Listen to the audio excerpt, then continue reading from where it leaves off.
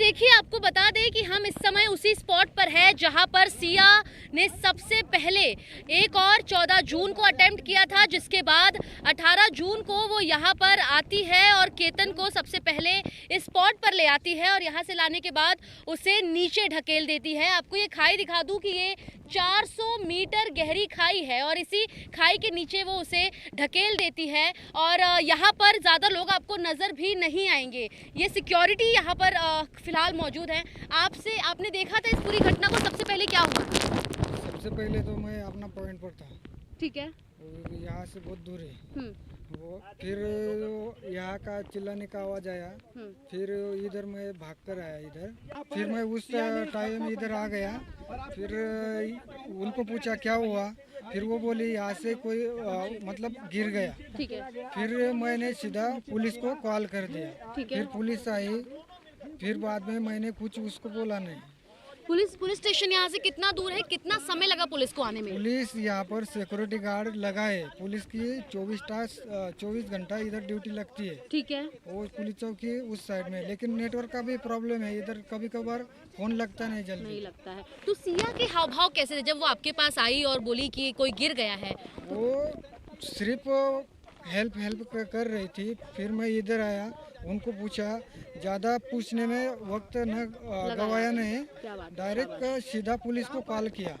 तो यहाँ पर आप इन्हें सुन रहे हैं, ये बता रहे हैं कि सबसे पहले उन्होंने सिया को यहाँ पर वो जब उसने इस घटना को अंजाम दे दिया था, उसके बाद सिया यहाँ से भाग कर जाती है और इसी सिक्योरिटी गार्ड को चिल्ला कर कहती है दैट शी नीड्स हेल्प, उसे मदद चाहिए। जिसके बाद दिनेश पवार नामक इस सिक्योरिटी ने सिया को तुरंत पुलिस को इन्फॉर्म किया। पुलिस को इत्तला करने के बाद पुलिस यहाँ पर आती है, रेस्क्यू टीम आती है और इसी खाई के नीचे जहाँ पर इस पूरे मामले के शिकार बने केतन अग्रवाल का शव था, उसे बरामद किया जाता है। सिया को और उसके परिजन को इसके बारे में इत्तला किया जाता है, जिसके बाद पता चला और जो पुलिस ने इनिशियली इसे एक एक्सीडेंटल डेथ के तौर पर यानी एक दुर्घटना इसे बताया, लेकिन जैसे जैसे परतें खुलती गई वैसे वैसे पता चलता गया कि ये दरअसल एक दुर्घटना नहीं, ये बल्कि एक सोची समझी साजिश थी,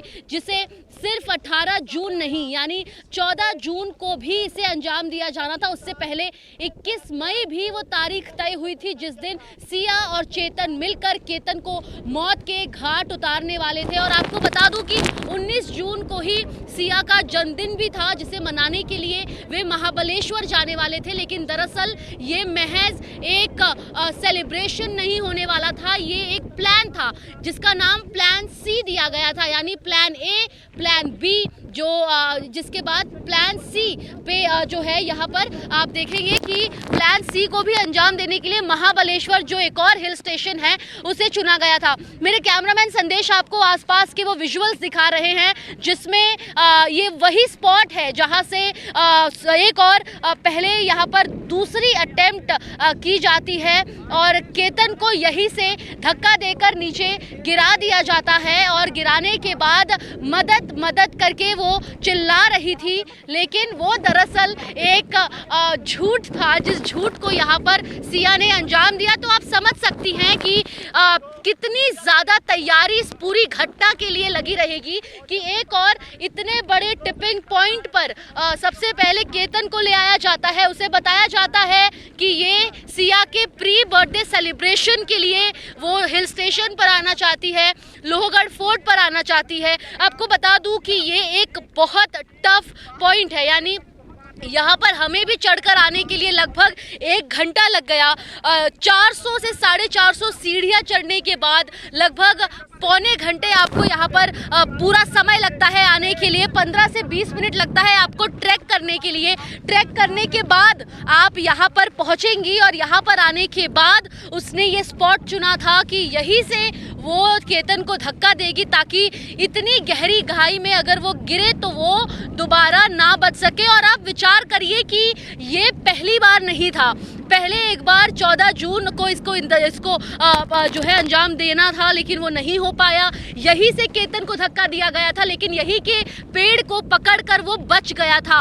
और जब वो बचा तो सिया रोने लग गई, कहने लगी कि उसने सांप देखा था और सांप देखने के चलते वो उसे घबराकर उसने पकड़ लिया, जिसमें धक्का लगा और वो गिरते गिरते बच गया। लेकिन 18 जून को जब वो यहाँ पर आई तो उसने ये बात उसने इंश्योर की कि यहाँ से यदि वो धक्का दे तो फिर केतन ना बचे। तो ऐसे में ये तमाम जो घटनाक्रम है, पुलिस को इसे समझने के लिए, इसकी परतें खोलने के लिए लगभग कई दिन लगे, लेकिन इसके बाद पता चला कि ये दरअसल एक दुर्घटना नहीं, ये एक सोची समझी साजिश थी, एक लव ट्रायंगल था जिसका शिकार केतन अग्रवाल, एक 26 वर्षीय युवक को बनना पड़ा। और आपको बता दूं कि यहीं से 200 मीटर दूर पुलिस स्टेशन है। तो जब यहाँ पर सिक्योरिटी गार्ड को इत्तला किया गया तो सिक्योरिटी गार्ड सबसे पहले सिया को पुलिस स्टेशन ले जाता है। वहाँ पर जाने के बाद सिया सारी डिटेल्स बताती है, जिसके बाद रेस्क्यू टीम्स जो अक्सर इस प्रकार के हिल स्टेशंस पर तैनात रहते हैं उनके द्वारा यहाँ पर रेस्क्यू किया जाता है। रेस्क्यू करने के बाद शव को परिवार को देने के बाद पुलिस ADR यानी एक्सीडेंटल डेथ रिपोर्ट रजिस्टर करती है। और रजिस्टर करने के बाद उन्हें लगा कि ये अक्सर देखा जाता है कि जब इस प्रकार के हिल स्टेशंस पर कोई पर्यटक आते हैं तो कई बार सावधानी ना बरतने के चलते लोगों की जान जाने की संभावना यहाँ पर ज़्यादा होती है। लेकिन जब कॉल रिकॉर्ड्स खंगाले गए, आपको बता दें कि इस स्टोरी का, इस पूरे घटना का एक बड़ा कैरेक्टर चेतन भी है। चेतन वही शख्स है जो नवंबर 2025 से सिया के साथ रिलेशनशिप में था, वो उससे शादी करना चाहता था। चेतन का खुद ड्राई फ्रूट का बिजनेस है, जहाँ पर सिया का ब्यूटी पार्लर है, वहीं से कुछ ही दूरी पर उसके ड्राई फ्रूट का बिजनेस वो चला रहा था। एक शादी के कार्यक्रम में दोनों मिले थे और दोनों के मिलने के बाद ये कहानी शुरू हो गई। हालांकि क्योंकि सिया का और केतन का अरेंज मैरिज यानी उनका अरेंज मैरिज होने के चलते दोनों कहीं ना कहीं तैयारियों में तो थे, लेकिन मन में कहीं सिया नाखुश थी, वो शादी नहीं करना चाहती थी। लेकिन इसके बावजूद उसने अपने परिवार को ये बात नहीं बताई और उसने आखिरकार किसी को मौत के घाट उतारने का रास्ता चुना। आपको बता दूं कि मैं जहाँ पर मौजूद हूँ यहाँ पर CCTV नहीं है और मेरे आसपास अगर आप देखेंगी तो ये एक हिल पॉइंट है, यानी यहाँ से ऊपर और कोई जगह नहीं जाती। यहाँ से आपको सिर्फ ये वादियाँ ही नज़र आएंगी और ये यहाँ पर किसी प्रकार का रूफ या शेल्टर नहीं है जो CCTV को प्रोटेक्ट करे, जिसके चलते यहाँ पर आपको CCTV नज़र नहीं आएगा। लेकिन हाँ, यहाँ पर जब आप सीढ़ियों से चढ़कर आती हैं तो उस इलाके में CCTV है, क्योंकि आर्कियोलॉजिकल सर्वे ऑफ इंडिया द्वारा ये पूरा इलाका मेंटेन किया गया है। तो ASI के अंतर्गत आने वाले जो मेंटेनेंस रिकॉर्ड्स हैं उसमें CCTV है और उस CCTV के एक ग्रैब में हमें चेतन नजर आता है। अब चेतन ये वही शख्स है जो शादी नहीं होने देना चाहता था और जिसके चलते उसने सिया के साथ मिलकर इस पूरी घटना को अंजाम दिया। अब आपको बता दूं कि ये एक ऐसा रिस्की स्पॉट है, यहाँ पर जब हम भी आए तो लोग यहाँ से कुछ ही दूर पे रुक जा रहे हैं, वो इस जगह तक नहीं आना चाह रहे हैं क्योंकि ये काफ़ी ज़्यादा रिस्की है। और अब जब आज बारिश हो रही है तो यहाँ पर आना और ज़्यादा खतरे से भरा रास्ता हो जाता है। और ऐसे में जब चेतन का वो CCTV सामने आया जिसमें वो हुडी पहनकर अपने फेस को कवर कर मास्क कर यहाँ से बाहर निकल रहा है और यहाँ तक आने के लिए वो ऊपर चढ़ ही रहा था कि तब वो CCTV में उसकी तस्वीर आ गई।